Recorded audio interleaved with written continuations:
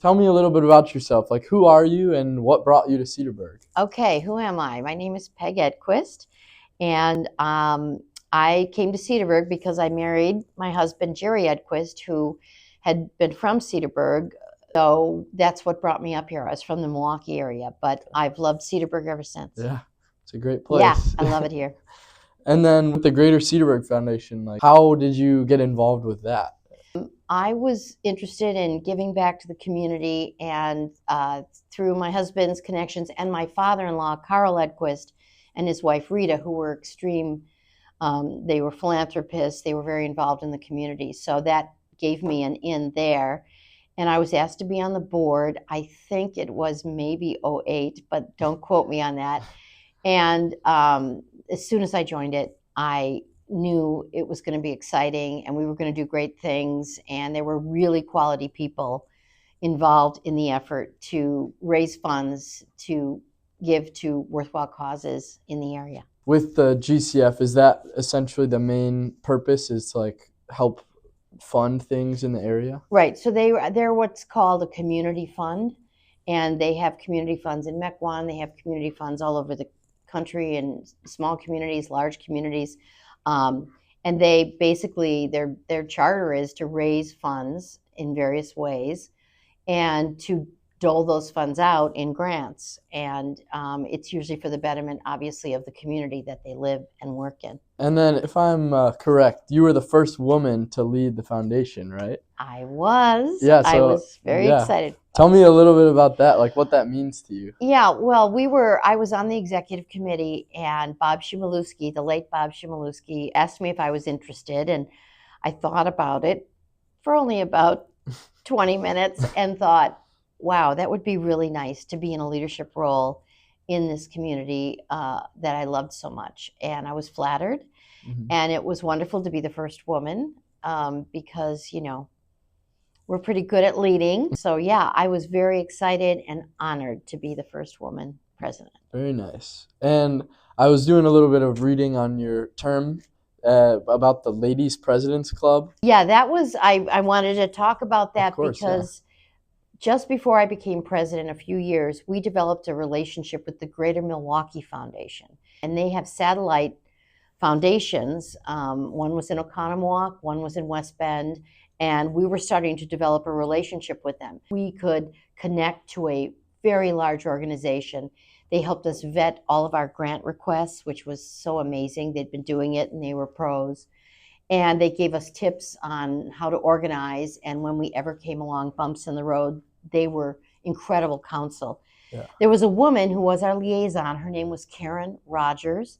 She was an amazing person. She brought such interesting insight into how foundations should run. And she had done it with the big dogs in Milwaukee with very large sums of money, with very large benefactors. And she brought incredible energy and knowledge. Sharon Ziegler was the president of the West Bend Foundation. And Mary Beth, she was the president of the Oconomowoc Foundation. And Karen thought it would be a great idea that we should create a group called the Lady Presidents and get together to share ideas. It was amazing because for the first time, we were getting information and sharing information with other community foundations our size. I learned ideas of things they were doing that we weren't doing. Mm-hmm. They learned some things about what we were doing, and the sharing of that information was very valuable to us. So I was very proud to be a part of that, and as I said, we remain friends. That's awesome. Yeah. So during that time as well, what would you say is like the most impactful accomplishment during your time as the leader? Well, there were a few things. Ben Levy had launched a very successful effort to create a legacy society, and I continued that role with Ben to foster that and to raise $1 million in pledges, again, which helped us affiliate with the Greater Milwaukee Foundation. That I was very proud of that. It elevated our status quite a bit. I also got to know the people on the Greater Milwaukee Foundation and became very involved. I ended up being on their communication committee for the GMF, which was really an incredible experience. I also was a communicator and a journalist by trade, and I always wanted people to know more about who we were, because there wasn't a lot of marketing being done, and people didn't understand what GCF was. So Vicki Capadona, who was on the board with me and very, very smart and savvy, said maybe we should create some kind of presence in the 4th of July parade, get the most eyes on things, right? So we created, using Vicki and her husband and my husband, and we went to this artist who did this iconic mural of Cedarburg. You can see it on the wall on Bridge Street and Washington Avenue. It's sort of an amalgamation of buildings. I contacted the artist, who happened to be living in Door County. I said, could we use that artwork for these purposes? He gave me permission. So we blew it up to make a very large float on wheels, and it had a garden gate and garden fence with flowers, and the Greater Cedarburg Foundation logo was very prominent.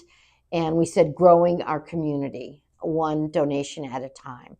And we did that for 2 years during the parade, and I can't help but think, that got the name out, and who are we and what do we do. I think it elevated who we were in terms of, PR, and letting the community know, hey, we're here and we're doing good things. Yeah, very nice, very nice. And then also I know about the money that went towards the new library while you were there. Yes. So there was a lot of large events or large causes that the Greater Cedarburg Foundation was involved with. The Friends of the Cedarburg Library wanted to really build a nice building in Cedarburg. We had one, but it was small, it was outdated. And yes, we championed that cause. We raised funds, and we gave them a fairly large donation to complete that project. One other project that comes to mind is Summer Sounds. Everybody knows Summer Sounds. Well, when they first started, they were very tiny. They didn't have much money. They'd get about 50 people sitting on the lawn. I remember sitting there those years back, and they didn't have a place for their artists to hang out prior to performing. And, these are fairly well-named groups and bands. Right. So they approached us because they wanted to buy an Airstream trailer, if anyone knows what those are, and then paint it with, the Summer Sounds logo, and then totally renovate the inside and make it into this cool spot right behind the stage where the band could hang out. And we championed that cause and gave them quite a bit of funds to get that done. And then subsequently, as we know, that beautiful structure, that beautiful new stage was built. We had a role in that too. So it's a wonderful spot for the community too. Yeah. Even. Oh, it's huge now. I mean, you can't find a place to sit. And I still see a streamliner around Cedarburg. That silver beauty. That's it. And then just like final, one of the final questions here is, in the future of the Greater Cedarburg Foundation, like, where do you hope to see it go? Like, I know it's a big question. That's a big one. I feel as though we've really sustained ourselves. We're a sustainable group, and in any nonprofit, there's always great ideas, and there's always excited people who really want to give it their all to make it work, but then those people cycle out. Right. And if you don't have another batch of dedicated people, your dream is going to fizzle. We have been blessed to constantly have new blood brought on the board to innovate, to do new and exciting things.